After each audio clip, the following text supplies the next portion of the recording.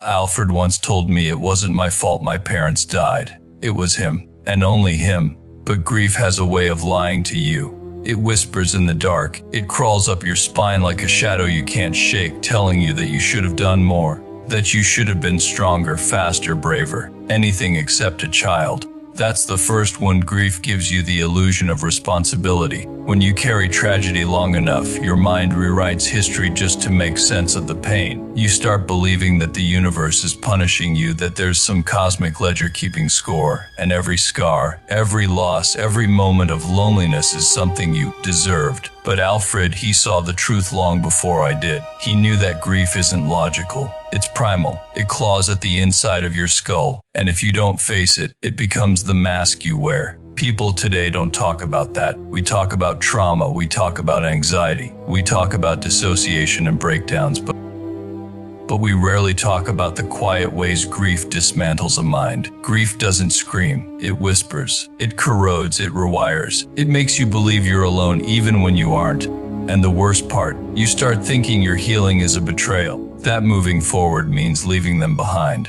That if you smile again, you're somehow disrespecting the ones you lost.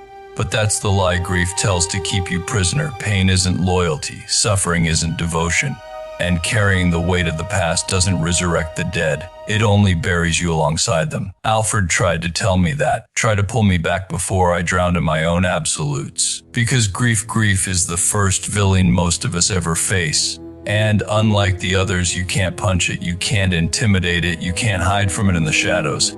You confront it by letting yourself feel, not just the pain, but the love underneath it, the love that made the loss hurt in the first place. And when you finally understand that, grief stops being a cage, it becomes the reason you rise. Grief, loss, healing, 3 words people toss around like they're steps on a staircase, as if you climb them one after another and walk out the other side a new person. But healing doesn't work like that. Healing isn't linear, it isn't orderly, it isn't clean. It's nights you can't sleep, mornings you can't breathe, memories that hit you so hard you forget where you are. And then, for a moment, clarity. One breath, 1 second, one pulse of something greater moving through you, reminding you that you're still alive.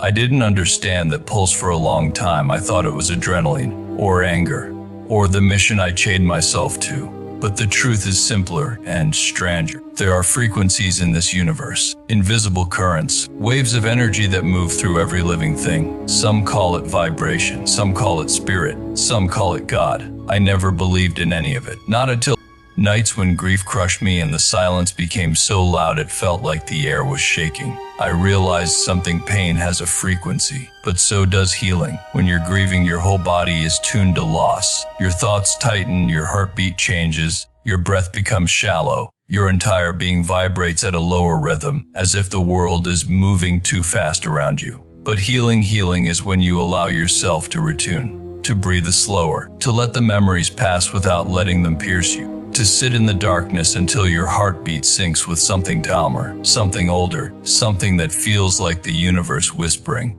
You are allowed to continue. You don't have to meditate in a cave. You don't need crystals, incense, or chanting, unless they help you. Healing isn't in the ritual.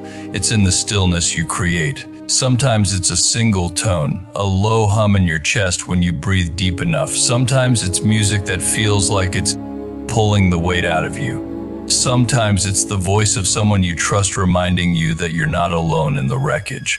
When your body finally matches that frequency, you don't forget the people you lost.